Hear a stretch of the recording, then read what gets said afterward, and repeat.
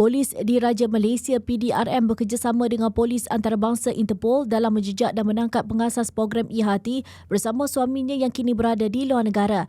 Ketua Polis Selangor Datuk Syazeli Kah berkata sebarang tangkapan terhadap kedua-dua suspek akan dimaklumkan pihak Interpol kepada PDRM. Beliau berkata demikian pada sidang akhbar di Ibu Pejabat Polis Kontijen IPK Selangor hari ini. Pasangan tersebut sebelum ini telah dikenakan waran tangkap selepas daripada pertuduhan mahkamah dilaksanakan kepada mereka. Kosmo pada 14 November tahun lalu melaporkan pengasas e-Hati bersama suaminya yang dikendaki polis kini berada di sebuah negara di Asia Tenggara.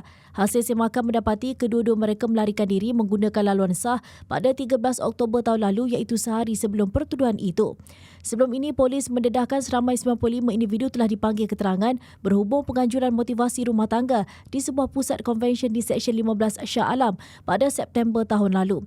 Siasatan polis turut mendapati berlaku adegan bogel dalam acara Quiz Night dalam penganjuran itu melibatkan 4 individu yang merupakan fasilitator bagi program tersebut.